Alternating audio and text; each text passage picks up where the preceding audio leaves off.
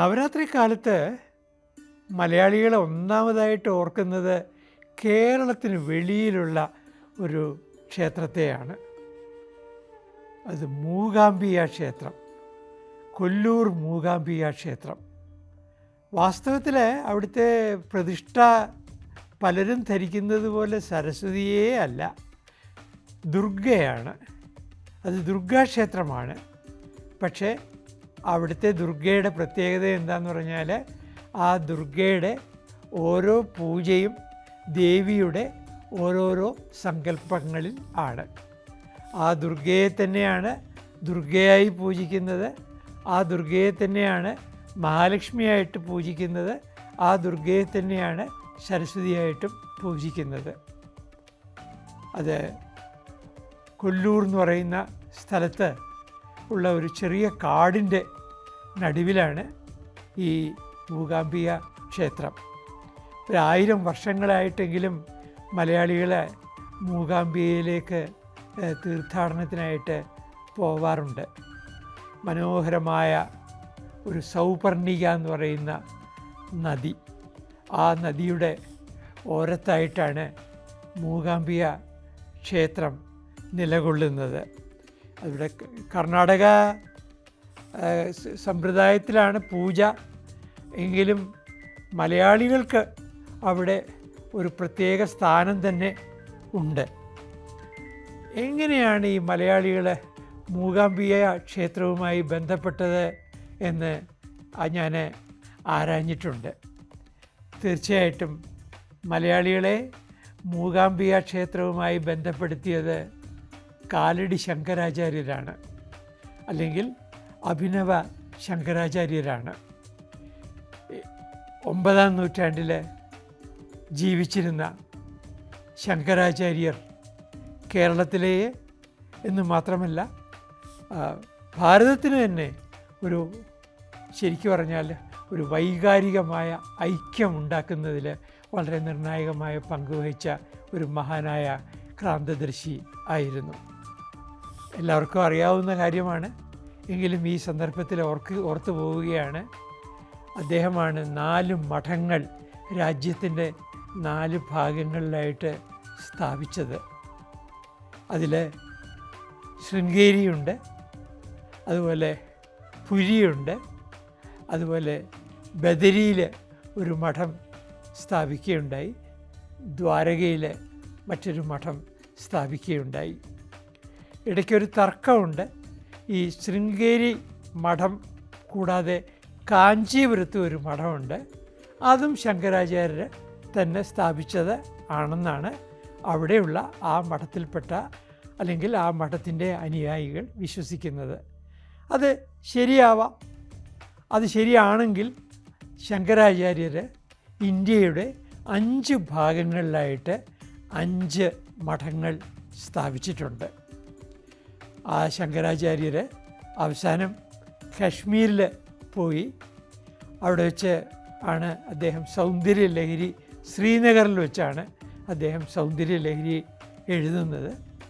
ഇന്നത്തെ പാക് ഓക്യുപ്പൈഡ് കാശ്മീർ, അവിടെ വെച്ചാണ് അദ്ദേഹത്തിൻ്റെ സർവജ്ഞപീഠം കയറുന്നത്, അല്ലെങ്കിൽ ശാരദാപീഠം കയറുന്നത്.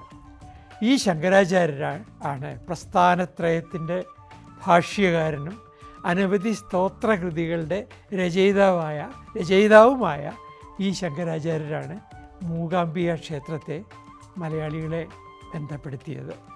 നമുക്കറിയാം, കേദാരനാഥിൽ അദ്ദേഹം പൂജാവിധികൾ നടത്തേണ്ടത് കർണാടകത്തിൽ നിന്നുള്ള ശൈവ ആചാര്യന്മാർ വേണമെന്ന് അദ്ദേഹമാണ് നിശ്ചയിക്കുന്നത്. അതുപോലെ തന്നെ ബദരിയിൽ കേരളത്തിൽ നിന്നുള്ള നമ്പൂതിരി വേണം അവിടുത്തെ പൂജാരിയാകേണ്ടത് എന്നും അദ്ദേഹം തീരുമാനിക്കുകയുണ്ടായി. അതുപോലെ നേപ്പാളിലെ പശുപതിനാഥ ക്ഷേത്രത്തിൽ കർണാടകത്തിൽ നിന്നുള്ള പൂജാരിമാർ ആണ് വേണ്ടതെന്നും ശ്രീ ശങ്കരാചാര്യർ തന്നെയാണ് തീരുമാനിച്ചത്. അതെല്ലാം ഇന്നും തുടർന്നുകൊണ്ടിരിക്കുകയാണ്. ആ ശങ്കരാചാര്യരാണ് ഈ പറയുന്ന മൂകാംബികയെയും മലയാളിയെയും തമ്മിൽ ബന്ധിപ്പിക്കുന്നത്. അവിടെ ആ മൂകാംബികയിലേക്ക് യാത്ര ചെയ്യുന്നതിനെ മലയാളികളുടെ ഒരു ഏറ്റവും സാഹസികമായ ഒരു തീർത്ഥാടനമായിരുന്നു ഒരു കാലത്ത്. എന്നാൽ ഇന്നിപ്പോൾ യാത്രയൊക്കെ വളരെ എളുപ്പമാണ്. സാന്ദർഭികമായതുകൊണ്ട് പറയട്ടെ, മലയാളത്തിലെ ഏറ്റവും മനോഹരമായ ചില യാത്രാ വിവരണങ്ങൾ ഈ മൂകാംബികയുമായിട്ട് ബന്ധപ്പെടുന്നു. ഞാൻ വായിച്ചിട്ടുള്ള ഏറ്റവും മനോഹരമായ ഒരു യാത്രാ വിവരണം KP നാരായണ പിഷാരടി എന്ന സംസ്കൃത പണ്ഡിതൻ മൂകാംബികയിൽ പോയതിനെക്കുറിച്ച് എഴുതിയതാണ്. എന്നെ അതുപോലെ ആകർഷിച്ച ഒരു യാത്രാ വിവരണമാണ് നമ്മുടെ രാജൻ കാക്കനാടൻ, ചിത്രകാരനായ കഥാകൃത്തായ കാക്കനാടൻ്റെ ജ്യേഷ്ഠൻ രാജൻ കാക്കനാടൻ. അദ്ദേഹം ഇതുപോലെ മൂകാംബികയെപ്പറ്റി മനോഹരമായ ഒരു യാത്രാ വിവരണം എഴുതിയിട്ടുണ്ട്. പഴയ കാലത്തെ KC നാരായണൻ നമ്പ്യാർ ഇതുപോലെ മൂകാംബികയിൽ പോയതിനെക്കുറിച്ചും അവിടെ വെച്ച് അദ്ദേഹം നേരിട്ട തിരിച്ചടികളും അതെല്ലാം അവസാനം അദ്ദേഹം അതിജീവിക്കുന്നതും എല്ലാം എഴുതിയിട്ടുണ്ട്. നമ്മുടെ നാട്ടിലെ പ്രശസ്ത ഗായകനായ ഗാനഗന്ധർവനായ യേശുദാസിന് മൂകാംബിക ക്ഷേത്രത്തിനോടുള്ള വൈകാരികമായ അടുപ്പത്തെക്കുറിച്ച് ഞാൻ പ്രത്യേകിച്ച് പറയേണ്ടതില്ല. അതുപോലെ പേര് വെളിപ്പെടുത്താൻ താല്പര്യമില്ലാത്തവരും പേര് വെളിപ്പെടുത്തുന്നതിൽ ബുദ്ധിമുട്ടില്ലാത്തവരും ആയിട്ടുള്ള ഒരുപാട് മലയാളികൾ മൂകാംബികയിൽ അവരുടെ ജീവിതത്തിലെ സങ്കീർണമായ ഘട്ടങ്ങളിൽ ആ അഴിയാക്കുരുക്കുകൾ വേർതിരിച്ച് എടുക്കാനായിട്ട് മൂകാംബിക ദർശനത്തിന് പോകാറുണ്ട്. ഒരു കാലഘട്ടത്തിൽ പ്രക്ഷുബ്ധമായ രാഷ്ട്രീയത്തിൻ്റേതായ നാളുകളിൽ ഒരുപാട് ആളുകളെ അവരുടെ ഉന്മാദത്തിൽ നിന്ന് മൂകാംബിക ദേവി രക്ഷിച്ചതും എനിക്ക് നേരിട്ട് അറിയാവുന്ന കാര്യമാണ്.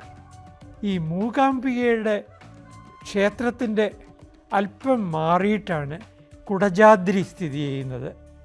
കുടജാദ്രി എന്ന് പറഞ്ഞാൽ അതിൻ്റെ പേര് സൂചിപ്പിക്കുന്നത് പോലെ ഒരു പർവ്വതത്തിൻ്റെ കൊടുമുടിയാണ്. ഈ മൂകാംബിക ദർശനം നടത്തുന്നവർ കുടജാദ്രിയിൽ കൂടി പോകാൻ ആഗ്രഹിക്കാറുണ്ട്. മുൻകാലങ്ങളിൽ കുടജാദ്രിയിലേക്കുള്ള യാത്രയൊക്കെ വളരെ പ്രയാസമായിരുന്നു. ഇന്ന് നമുക്കൊരു ജീപ്പ് വാടകയ്ക്കെടുത്താൽ അനായാസമായിട്ട് കുടജാദ്രിയിൽ പോകാൻ കഴിയും.